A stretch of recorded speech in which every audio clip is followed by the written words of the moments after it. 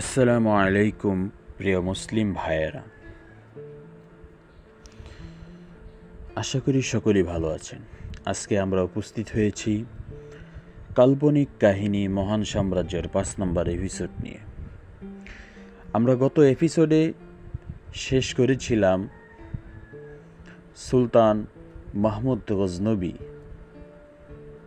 তিনি কিপচাপদের উপর আক্রমণ করেছেন এবং কিপচাপদের ভূমি তিনি বিজয় করেছেন, কিন্তু অর্ধভূমি বিজয়ের পরেই তাকে পশ্চিমে চলে যেতে হয়, কারণ পশ্চিমের স্পেনরা তখন আবার বিদ্রোহ শুরু করে দিয়েছিল, যার জন্য তিনি কিপচাপদের সাথে একটি সমঝোতা করেন এবং কিপচাপদেরকে করত রাজ্যে পরিণত করেন এবং ট্যাক্স দিতে বাধ্য করে তিনি এই চুক্তিতে করে সুলতান মাহমুদ গজনবী তিনি পশ্চিমের দিকে চলে যান তার সেনাবাহিনী নিয়ে।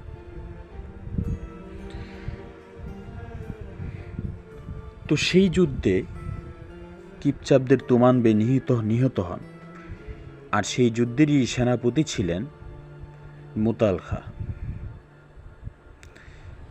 মুতাল খাঁ তিনি তার সেনাবাহিনী নিয়ে শেষ ডিভিশনে ছিলেন, অর্থাৎ তিনি ছিলেন তুমানবের স্পেশাল গার্ড, যাতে করে যারা তুমানবেকে সার্বক্ষণিক নিরাপত্তা দিবে, অর্থাৎ তুমানবের স্পেশাল ফোর্স। কিন্তু যখন সুলতান মাহমুদ গজনবীর ছেলে শাহজাদা মাসুদ যখন পিছন দিক দিয়ে আক্রমণ করে বসে আকস্মিকভাবে, তখন তুমানবে তিনি তার এই স্পেশাল ফোর্স ছেড়ে সামনের দিকে গিয়েছিলেন সেনাবাহিনীদেরকে সাহস যোগাতে যুদ্ধের মধ্যে। ঠিক সেই সময় শাহজাদা মাসুদ পিছন দিক দিয়ে আক্রমণ করে বসে, আর এই আক্রমণে মুতাল খাঁও হঠাৎ বিস্মিত হয়ে যান এবং তার সেনাবাহিনীও প্রায় ছত্রভঙ্গ হয়ে যায়, এবং তুমানবে তখন তার স্পেশাল ফোর্স থেকে অনেকটা দূরে ছিলেন। প্রায় যুদ্ধের ময়দানে সেনাবাহিনীদেরকে সাহস যোগানোর জন্য তিনি সেনাবাহিনীদের মূল ভূখণ্ডে গিয়েছিলেন, কিন্তু আকস্মিক হামলায় তুমানবে তিনি তার স্পেশাল ফোর্সের কাছে যেতে পারেননি, কারণ আক্রমণে তার স্পেশাল ফোর্স তখন ছত্রভঙ্গ, এবং শাহজাদা মাসুদের আকস্মিক হামলা এড়াতে না পেরে মুতাল খাঁ তার সেনাবাহিনীকে দিক দিগন্তে ছুটে যাওয়ার আদেশ দেন এবং সবাইকে বলেন যে যদি বেঁচে থাকো তাহলে কিনিকে এসে বা কিপচাপ রাজধানী বা এসে আমাদের সাথে দেখা করো।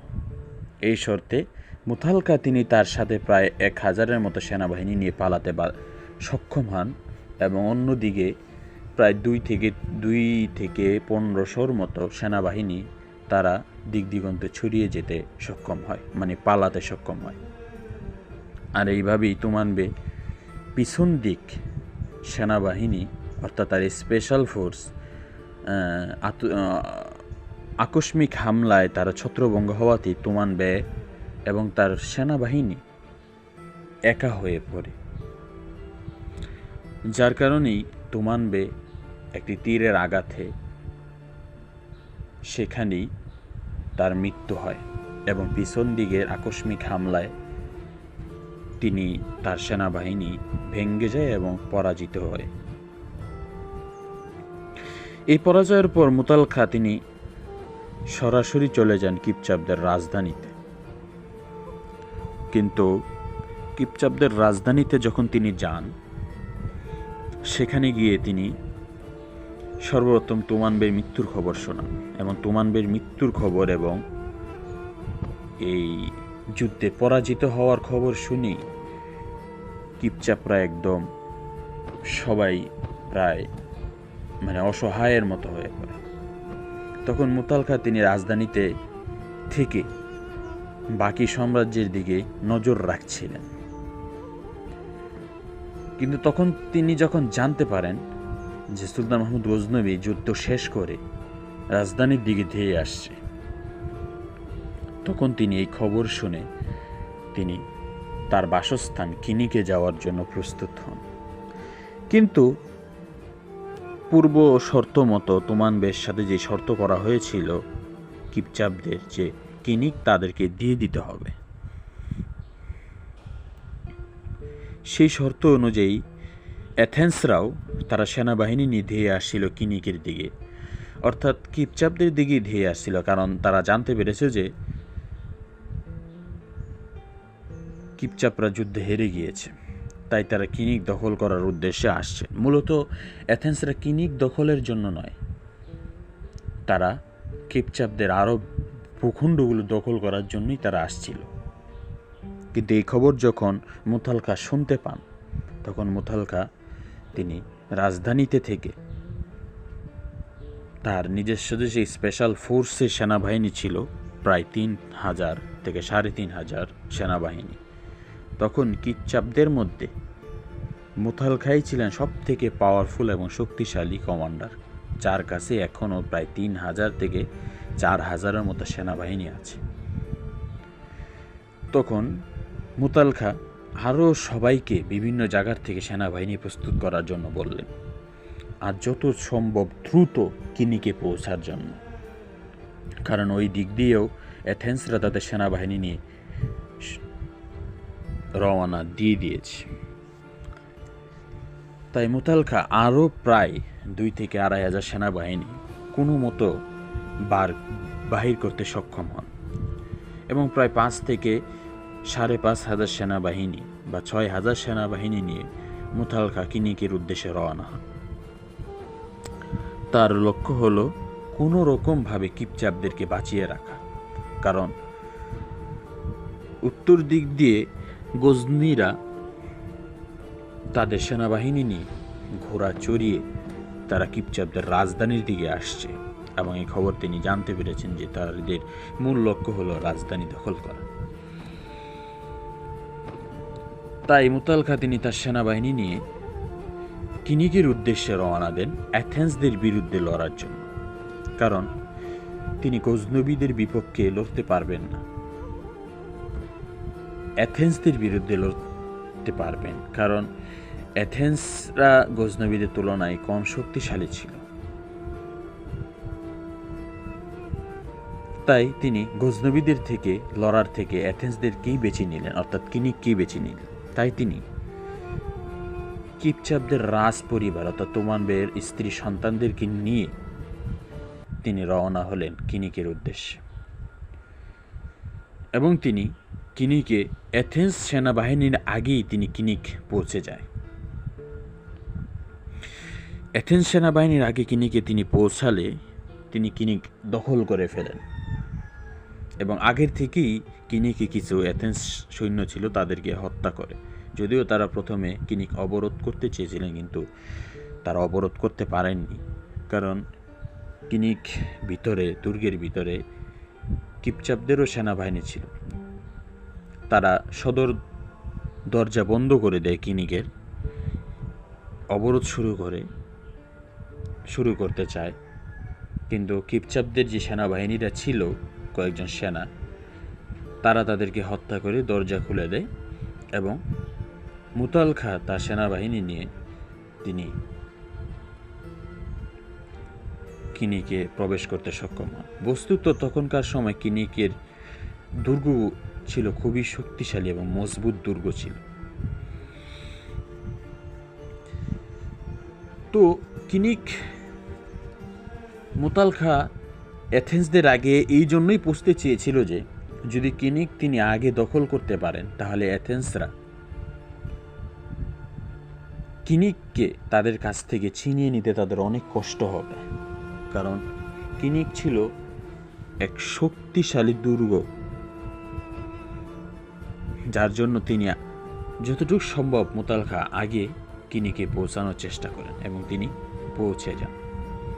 অপরদিকে অ্যাথেন্সরাও এসে পড়ে, তবে অ্যাথেন্সদের সেনাবাহিনী ছিল প্রায় 10,000-এর মতো, অপরদিকে প্রায় 6,000-এর সেনাবাহিনী নিয়ে তিনি সেখানে ছিলেন। খাদ্য সরঞ্জামও তো এরকম ছিল না। অতএব মুতাল খাঁর কাছে চিঠি পাঠানো হয় কিনিক দেওয়ার জন্য, অর্থাৎ হস্তান্তর করার জন্য এথেন্সদের কাছে, কিন্তু মুতাল খাঁ তা পরিষ্কারভাবে না করে দেয়। আর এই খবর শুনি এথেন্সরা যুদ্ধের জন্য, অর্থাৎ যুদ্ধ করার জন্য প্রস্তুতি নিয়ে নেয়। এখন যুদ্ধ কিভাবে করবে দুর্গের ভিতরে? তারা সর্বপ্রথম তীর নিক্ষেপ শুরু করে, কিন্তু সেটাতে কোনো লাভ হয়নি। অবশেষে তারা যুদ্ধের অবরোধের প্রস্তুতি নিতে থাকে। কিন্তু ওই দিক দিয়ে এই যে অবরোধ যুদ্ধের প্রস্তুতি নিচ্ছিল এথেন্সরা এবং কিনিকরা, কিপচাপরা অর্থাৎ মুতাল খাঁ তিনি কিনিক দুর্গে অবরোধ, ওই দিক দিয়ে সুলতান মাহমুদ গজনবী কিপচাপদের রাজধানী দখল করে ফেলে। কিপচাপদের রাজধানী দখল করে তিনি রাজধানীর আশেপাশের এলাকাগুলো তিনি দখল করে ফেলেন। তো তিনি হঠাৎ সংবাদ পান যে পশ্চিম দিকে স্পেনরা বিদ্রোহ করেছে, যার জন্য তিনি তার সেনাবাহিনী নিয়ে চলে যেতে চায়। তো এখন চলে যেতে চায়, এখন কি করবে? তখন জানানো হলো যে কিপচাপদের রাজ পরিবার একজন সেনা প্রধানের হাতে, তিনি হলেন মুতাল খাঁ। তো সুলতান মাহমুদ গজনবী মুতাল খাঁকে তলব করলেন, কিন্তু জানতে পারলেন যে মুতাল খাঁ অবরুদ্ধ অবস্থায় আছে এথেন্সদের বিরুদ্ধে। এবং এই দূত সুলতান মাহমুদ গজনবীকে জানান যে এথেন্সরা কিনিক অবরোধ করে রেখেছেন, মুতাল খাঁ এবং রাজ পরিবার সেই জায়গায় অবরুদ্ধ। এই খবর শুনতে পেয়ে গজনবী কিছু সেনাবাহিনী পাঠান। প্রথমে দূত পাঠান এথেন্সদের কাছে যে অবরোধ তুলে নেওয়ার জন্য, কারণ তারা এই ভূখণ্ডের প্রকৃত মালিক এখন গজনবীরাই। প্রথমে গজনবীদের এই হুমকি বা এই আদেশ প্রথমে এথেন্সরা না মানলেও পরবর্তীতে তারা হিসাব করে দেখেছে ইতিপূর্বেই তাদের ঘাড়ের উপর নিঃশ্বাস ফেলছে ক্রিমিয়া শক্তি, যে কোনো সময় বেঁধে যেতে পারে ক্রিমিয়ার সাথে যুদ্ধ এথেন্সদের।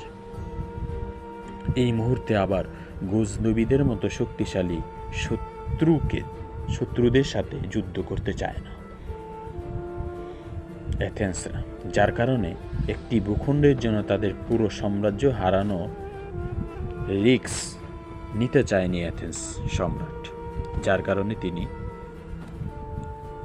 গজনবীদের কথা মেনে নেন। এরপর অবরোধ তুলে নেওয়া হয় এথেন্সরা। মুতাল খাঁ তিনি গজনবীদের কাছে যান এবং গজনবীদের সাথে একটি চুক্তি হয়। এই চুক্তি হয় যে গজনবীরা বাৎসরিক কর দিবে এবং সমস্ত গজনবীদেরকে কিপচাপরা বাৎসরিক কর দিবে এবং সমস্ত কিপচাপরা গজনবীদের আদেশের ভিতরেই থাকবে। তবে তোমাদেরকে আমরা একবারই আমাদের শাসন কার্যে অন্তর্ভুক্ত করব না, তোমাদেরকে আমরা করত রাজ্যে পরিণত করব এবং ট্যাক্স দিবে বাৎসরিক। এবং তিনি তুমানবের ছেলেদের মধ্য থেকে শাহজাদা একজনকে বে হিসেবে নিযুক্ত করেন এবং তুমানবের বড় ছেলে মোসা বেকে কিপচাপদের বে হিসেবে নিযুক্ত করে যান এবং মুতাল খাঁকে তার উজিরে আজম নিযুক্ত করে যান। আর এভাবেই সুলতান মাহমুদ গজনবী কিপচাপদেরকে ঠান্ডা করে তিনি সব কিছু সমাধান করে তিনি উত্তরের পশ্চিমের দিকে স্পেনের দিকে রওনা হন। কারণ সুলতান মাহমুদ গজনবী কখনোই চায়নি, কোনো সময় চায়নি যে তিনি তার সীমান্তবর্তী এলাকায় কোনো শত্রু রাখুক। কারণ কিপচাপদের পরেই এক শক্তিশালী মিত্র, তারা হলো সার্বিয়া। এখন সার্বিয়ার সাথে যদি পুরো সমস্ত কিপচাপ যদি দখল করে, তাহলে গজনবীদের সীমানা একদম সার্বিয়ার সাথে গিয়ে ঠেকবে। তখন তাদের সাথেও যুদ্ধ বাঁধার একটা ভয় থাকতে পারে। আর এই ভয় এড়াতেই কিপচাপ সমস্ত কিপচাপ তিনি দখল না করে, অর্ধ কিপচাপ দখল করে তিনি কিপচাপদেরকে তাদের সীমান্তের নিরাপত্তার জন্য ব্যবহার করে তিনি পশ্চিমের দিকে চলে যান স্পেনদের সাথে লড়ার জন্য। ভাইয়েরা, আজকের এপিসোড এই পর্যন্তই। আগামী এপিসোডে আমরা আলোচনা করব এর পরবর্তী কাল্পকাহিনিক ইতিহাস সিরিজের কাহিনী নিয়ে।